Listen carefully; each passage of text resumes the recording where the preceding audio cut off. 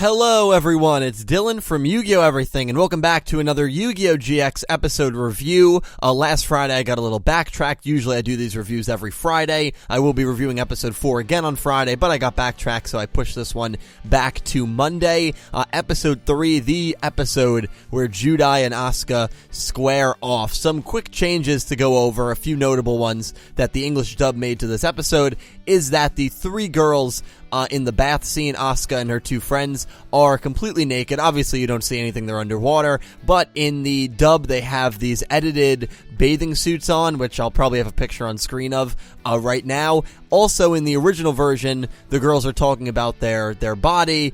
In the dub, they're talking about playing Marco Polo. So, a couple interesting notes there, but obviously, if you watch this episode in the original version, you know that there's going to be some pretty big edits for this episode, especially in that one scene, English dub related. So, those were two interesting edits this episode made, the English dub made to the subbed version. But what did I think about this episode? I thought it was a really funny and enjoyable episode, as I feel like most of the Yu-Gi-Oh! GX episodes are. The one line, there's always a line that Judai says where I'm just like, geez, I forgot how much of a freaking savage this character was. And the line in this episode is when Chronos is embarrassing Sho in front of the whole class because Sho doesn't know what a field spell is, and he says, well, you know, I'm not too surprised the Slifer Slacker doesn't know the answer to such a basic question like that. Actually, not a Slifer Slacker, that's the dub. Slifer Slacker is the dub. I think he just calls him an Osiris Red or a Slifer Red. And then Judai goes, well, I mean, knowing facts like that doesn't really matter in an actual duel, right, Professor? Because, like, I'm a Slifer Red, but I beat you in a duel. And the class started laughing at that, and that is just, the way he delivered that line was much better than I just delivered it, but that was an amazing line delivered in this episode. And every episode, he just has at least one really savage line, and I absolutely love Judai. I really do. He's one of my favorite characters in Yu-Gi-Oh! Also, if you want to watch this episode, I will have it linked down below. So Chronos wants to get revenge, and he writes the things that went on in this show are so ridiculous.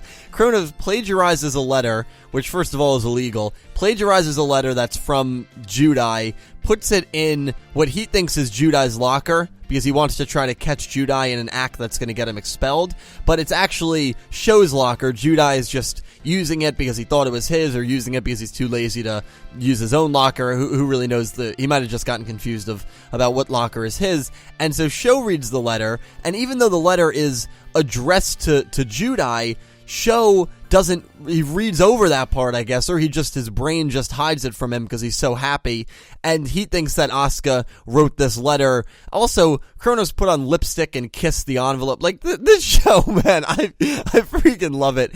Sho has the envelope and has the letter, and he goes to the Obelisk Blue dorm. He goes to the girls' dorm because Asuka says, I'm going to be behind the girls' dorm, and he has this vision of her confessing in person that she loves Sho, and when a girl as attractive as Asuka is, saying that she has a thing for you, obviously you're gonna go. There's no hesitation or anything like that. So Sho goes, and here's another stage of ridiculousness of this episode. He takes a rowboat, and I just have to ask, are rowboats just a thing that anyone can use at any time during this semester? Because later in the episode, Judai uses one, and it's not like there's a rental system where, like, if you use a rowboat you have to return it, because Asuka and her friends then take Judai's rowboat back to their dorm, and because Judai and Sho travel back on the same rowboat, so they left with 2, they come back with 1.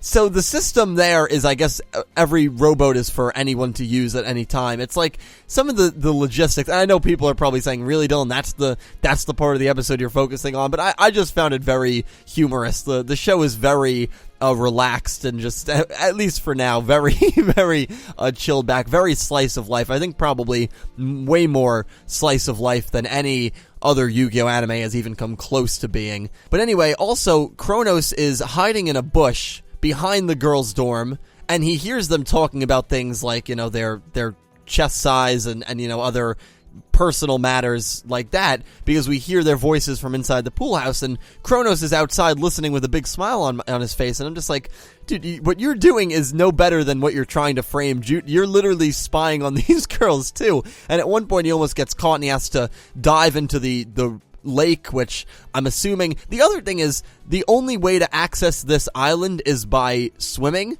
is by rowboat. Like, I don't believe that. That makes no sense. Like, every time the girls want to go to class or have to go back to the dorm from class, they have to take a boat. They have to take a rowboat. I know the Duel Academy is on an island, but you're telling me the Obelisk Blue girls' dorm is also on an island within the island? That made no sense to me either, but it seems like that was the only way to get from the Obelisk Blue girls' dorm. I don't know why I keep calling it the Obelisk Blue girls' dorm, because I think it's just the girls' dorm. I don't think I think every girl is an Obelisk Blue member for some reason. But anyway, that's the thing with GX. There's a lot of like mini things like that I love to discuss, because it's just...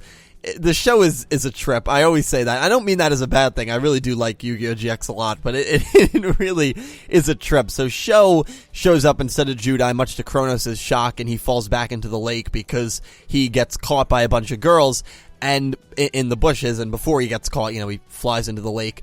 Sho gets captured by these girls, and they're talking about how they're going to expel him. They keep accusing him of peeping, even though he wasn't peeping, and we know he wasn't peeping, but still, it doesn't look good for him. He broke into the girls' dorm, the back of the girls' dorm, right where the bathtub is, so, not a good look for Sho. And Asuka realizes that someone wanted to frame Judai as a pervert, so she calls Judai on a phone on an anonymous voice message and says, we have Sho, like one of those Liam Neeson Taken movies. We have Sho, come to the girls' dorm to get him.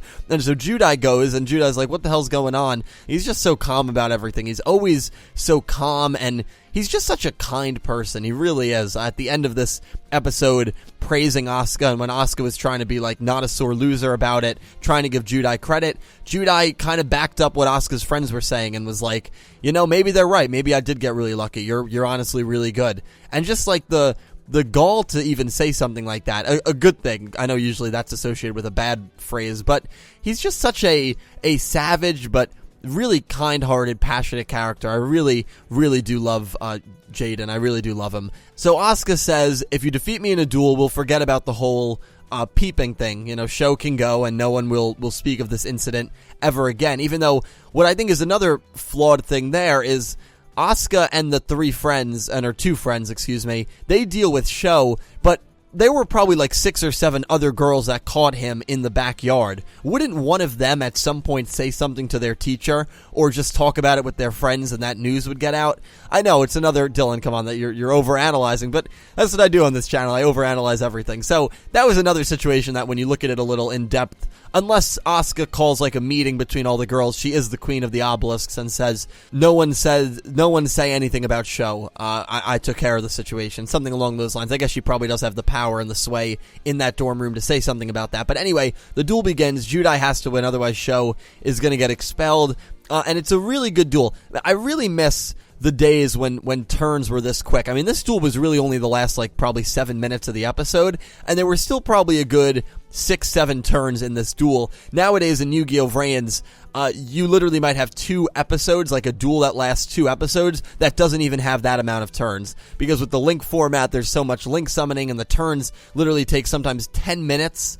Especially with, exposition and stuff. This was just a straight-up duel, and I do miss the days when turns were just really, really quick. But Asuka is a really skilled duelist, uses double passe to take a direct hit from Judai's monster to save her own monster and then to deal points of damage straight to Judai. And right after that, Judai was like, man, what a woman. The fact that she's willing to, take damage just to deal me damage, like that's brave, that's courageous. So Judai gives her props even in the beginning of the duel. The thing that changes it is, at one point, Asuka's Cyber Blader gets to 3,600 attack points, which is quite a lot early in the show. I mean, it had a power boost equip card, and that obviously is what got it from 2,100 to 3,600. Judai summons Elemental Hero Thunder Giant, and this monster has 2,400 attack. It's a fusion of Clayman and Sparkman, so it was cool to see another Elemental Hero fusion, and that pretty much ends the duel because Thunder Giant's effect allows him to destroy any monster with base attack points less than his,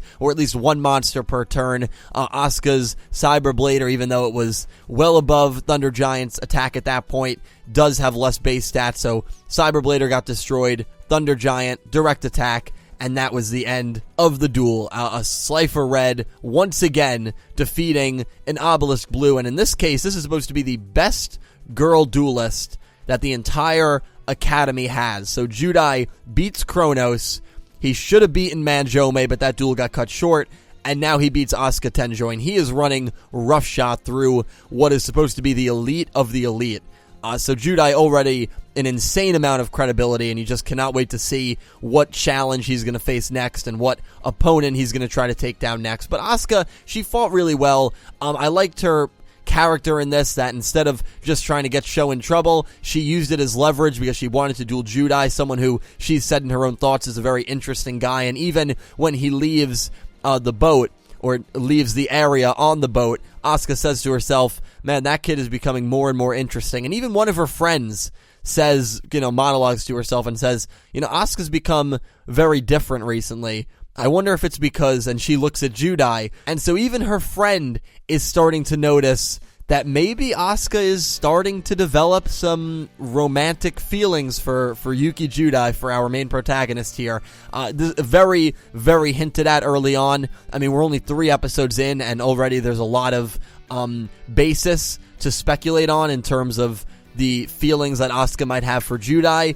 We will again see how that plays out and hopefully transpires down the road. But there definitely are some very, very interesting characters in this universe. Based on the preview, it looks like Judai and Manjome are going to be dueling yet again, so that will be an interesting duel. Chronos states that he's going to really put Judai through the ringer the next time he gets to him, so Chronos' expedition of trying to fire Judai or trying to expel Judai is not done by any means. This was just one slightly failed moment for Chronos, but I'm sure there will be more and more tests and setups, and it'll be exciting to see those and to analyze those. But anyway, guys, I'm going to cut myself off there. Thank you all so much for watching. I really appreciate it. Special thank you to my Platinum tier patrons, Alexa Baker, Christopher Johannes Bouska, Glen McGookin, Jorge Carrillo, D01, James Rose, and a special thank you to my Diamond tier patrons, Soledsnak and bouldergeist. Huge appreciation to you guys as always,